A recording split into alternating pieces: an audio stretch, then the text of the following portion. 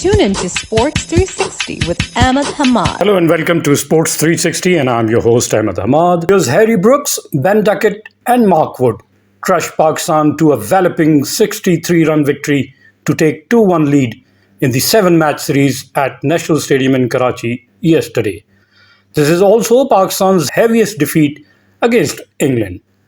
Babar Azam's Pakistan captain won the toss for the first time in the series and put England into bat first.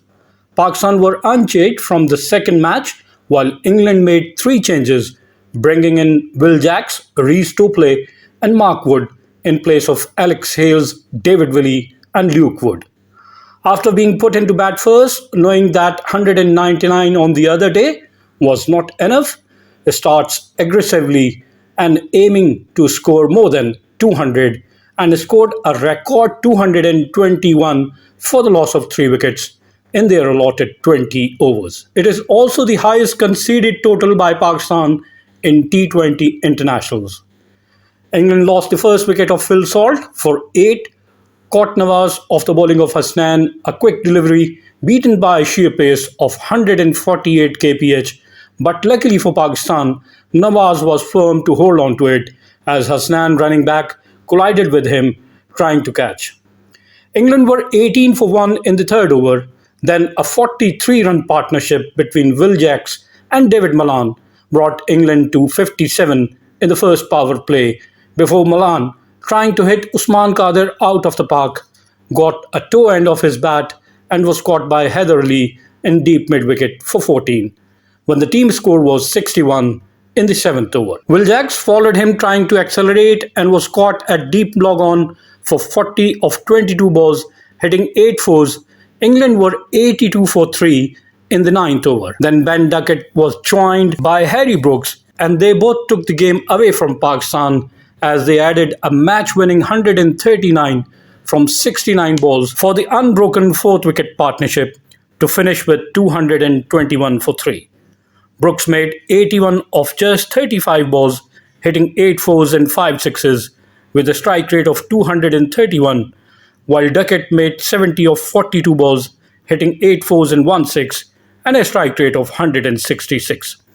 It was made in half centuries for both of 24 and 31 balls respectively. England were 50 in 5.5 overs and were 57 in the first power play. 89 for 3 in the 10 over, and then the 100 came in the 11th over, 150 in the 14.5 over, but they accelerated with 71 runs in the last 5 overs. They paced their innings to perfection. The first 50 came of 35 balls, the second of 31, the third of 29, the fourth of 22, and they hit 27 fours and 6 sixes, scoring 144 runs in boundaries as Pakistan bowlers have no answer to the onslaught of English batsmen, as Shahnawaz Dhani and Usman Khader were really expensive, giving away 110 runs from their 8 overs. Dhani none for 62, the second most expensive bowling figures for Pakistan in T20 International, and Usman Khader 2 for 48 from his 4 over each, while Mohammad Hasnan took 1 for 36, Nawaz none for 34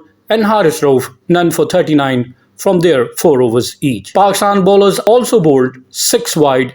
Dhani was hit for 9 fours and 2 sixes, while Usman was hit for 6 fours and 2 sixes. With no control at all, Ben Duckett was severe on Usman Khader, getting boundaries through orthodox sweeps and reverse sweep, as Babar Azam, Pakistan captain, has no answer.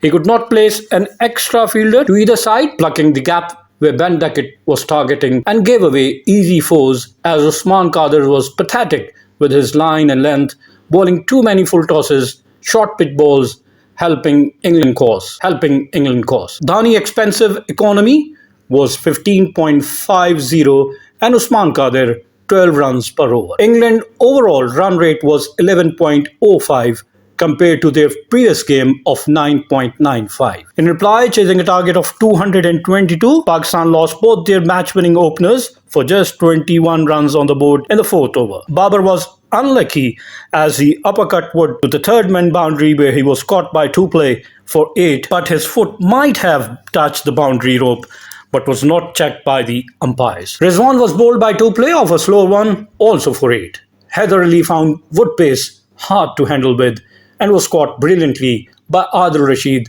at square leg for 3. And then Iftikhar was deceived by Sam Curran tennis ball bouncer for 6. As the hosts were 4 down for 28 on the board in the 5.3 overs, they were 29 for 4 in the first power play, as compared to England's 57 for 1. Pakistan 50 came in 8.2 overs, as compared to England 5.5 overs. At drinks break, halfway mark at their innings, Pakistan were 75 for 4 in 10 over, whereas England were 89 for 3 in their 10 overs. Both Shan Masood and Khushdil Shah added 50 from 30 balls, but as the asking rate touching 15 per over, Khushdil departs after scoring 29 of 21 balls, hitting 1 4 and 2 sixes, and adding 62 runs in 6.2 overs for the 5th wicket with Shan Masood. Shan Masood then added another 52 runs with Nawaz for the 6th wicket, also in 6.2 overs. As Nawaz departs for 19 of 21 balls, hitting 2 fours, in the end, Pakistan could only score 158 for 8 and fell short of 63 runs, their heaviest defeat at the hand of England. Shan Masood scored his maiden half-century in his second T20 international innings of 28 balls, hitting 3 fours and 3 sixes. He made 66 of 40 balls, hitting 3 fours and 4 sixes, and a strike rate of 162.5. He is the only bright positive for Pakistan batting middle order issues. Pakistan could only hit 11 fours and 6 sixes, as compared to England's 27 4 and 6 sixes. Pakistan could score 110 runs in boundaries, as compared to England 144. England bowlers were economical, bowling with pace and targeting batsman body and head, rather than Pakistan bowling, as they were bowling with pace and offering wit and freebies by bowling over pitch balls ideally suited for scoring big. Mark Wood playing after a gap of 7 months was fresh and bowled with pace, and his high speed even touched 156 at the speed gun meter. He took 3 for 24, while Adil Rashid 2 for 32. Tall, lanky Reece Topley took 1 for 22 of his 4 overs, and Sam Curran 1 for 37 of his 4 overs. Pakistan first 50 came of 50 balls, the second of 29, the third of 37, with England now leading the series 2-1. The 4th match of the series will be played tomorrow at the same venue, before the series moved to Gaddafi Stadium in Lahore, where the last 3 matches are to be played on the 28th and 30th of this month, and the final on the 2nd of October. The 3-match test series is scheduled to be played in December. The first test at Rawalpindi from the 1st of December, the second at Multan from the 9th, and the third and final test at Karachi from the 17th of December. We wish Pakistan cricket team all the best, and on this note, we come to the end of our show. Till the next program, it's goodbye from Sports 360. Keep on watching Sports 360 with Ahmed Hamad for latest news, views, and interviews of sports personalities from around the world.